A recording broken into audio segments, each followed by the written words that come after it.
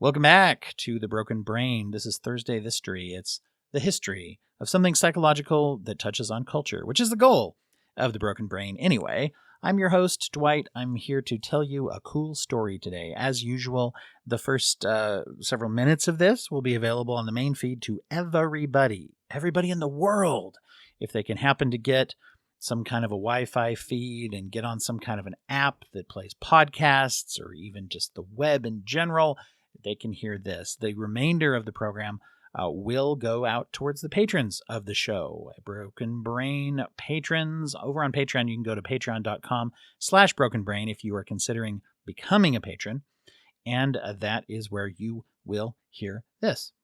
You can also get other bonuses like special episodes that are coming out, as well as videos of all of the interviews that are done on the show. I don't release those in general out there, but I do release them to patrons of the show. And a change for 2026 is that if you are a subscriber, even a free subscriber to the podcast, you can see the videos and get some announcements and information. For those who are paid subscribers, you get the other half of the Thistory episodes and other special things as well. Also, if you are a donor, then 50% of your donation will always go to the charity that is being highlighted when you join, and we'll continue to donate that for the life of your donation. This current month, we're highlighting Stand in Pride, a wonderful nonprofit that helps members of the LGBTQ plus community to form a community of found family or friends and supporters, especially when they have faced rejection and abandonment from their own families upon coming out. You can learn more about and support that organization directly at www.standinpride.org or download their app to get involved immediately. It's a free app that helps you to become one of those allies or to seek out those individuals or both. So, speaking of true crime, this is a true crime story that's actually very interesting. It is a true crime story that does not involve murder, by the way.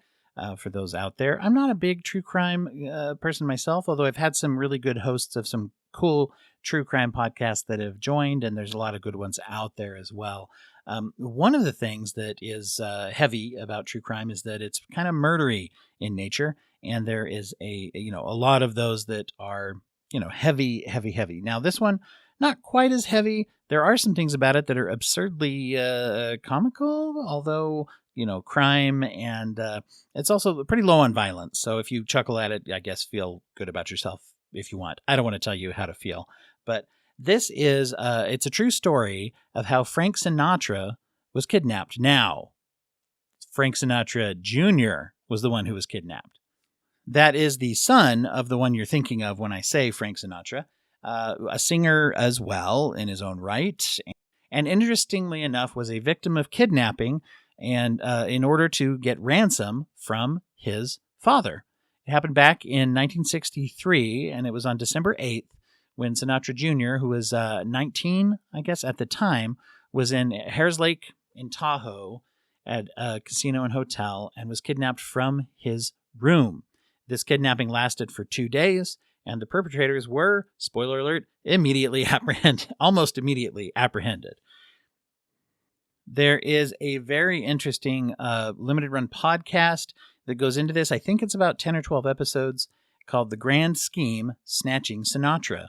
Now, that's a part of a true crime podcast, and at least this stretch of it was hosted actually by John Stamos because he had a connection to someone who knew the primary antagonist of this story, the culpable, guilty individual who orchestrated the kidnapping, was a man named Barry Keenan. And through some mutual connection, they got talking and made this podcast. So if you want to learn more about it, that's the main, I'll tell you a couple of different areas I got information from, but that is the main thing I would suggest is go look for the Snatching Sinatra podcast. But if you'd like a few minutes of, kind of a summary of how that went, well, just keep listening because that's what I'm doing right now.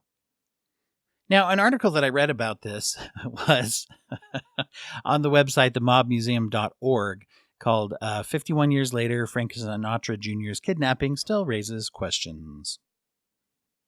It is attributed to the editorial staff. There's no name associated with authoring this.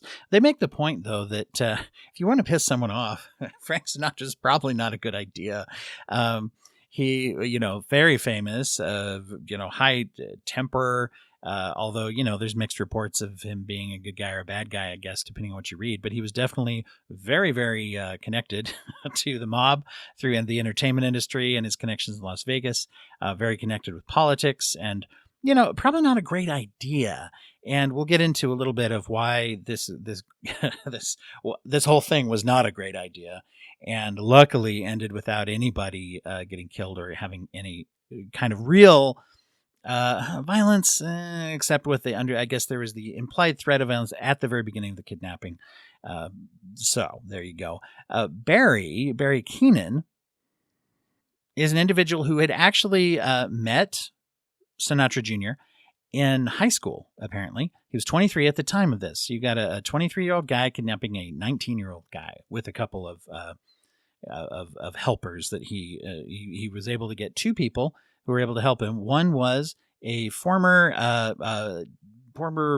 boyfriend, partner of his mother, who had some sketchy history, ties with criminal, kind of behavior, and knew a little bit more with at least about small-time crime. And the other was really just a friend.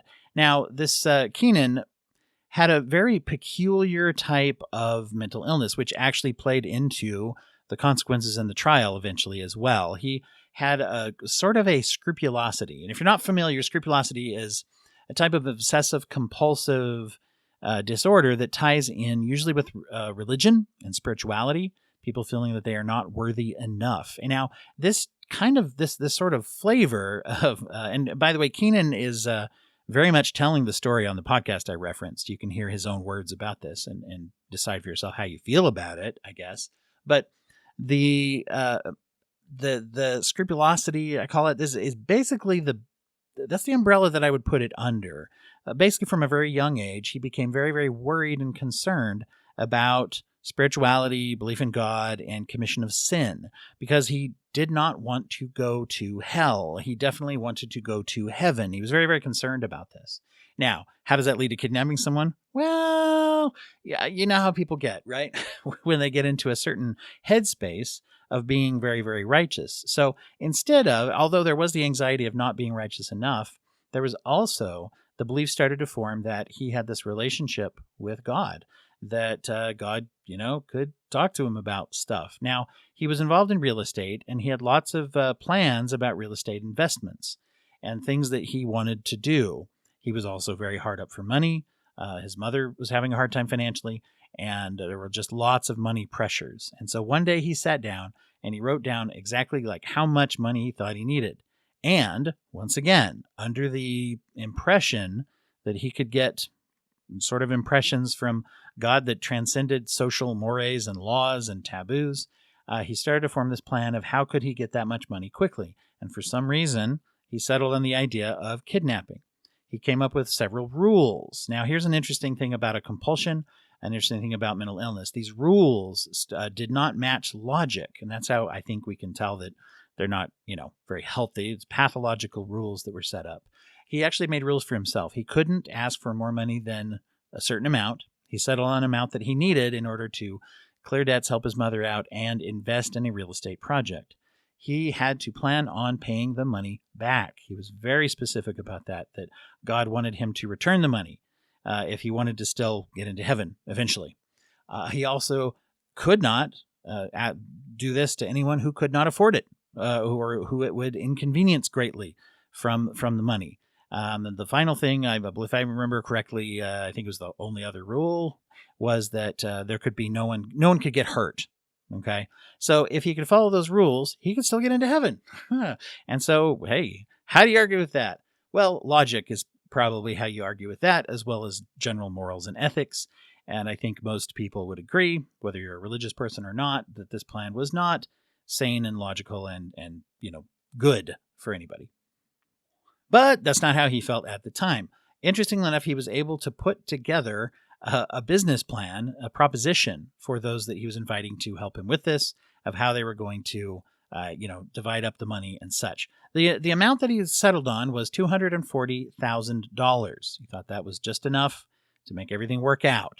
He started to do some research, and he had landed on the Sinatra family and thought, okay, maybe that would be something that would be safer, that they would be able to afford the money, and just all of those things. All of his rules seem to be met. Once again, as long as nobody got hurt.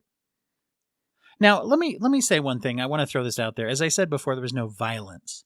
Well, there's no physical violence that happened in this, in the sense of anyone being injured or shot at or anything like that. When they did go to the hotel room and kidnap Frank Jr., they did so armed. They did bring pistols with them, 22 caliber pistols. Apparently, they were also apparently not loaded, but they were there to, encourage compliance. So pointing a gun at someone, loaded or not, is an act of violence. So I think we can agree on that.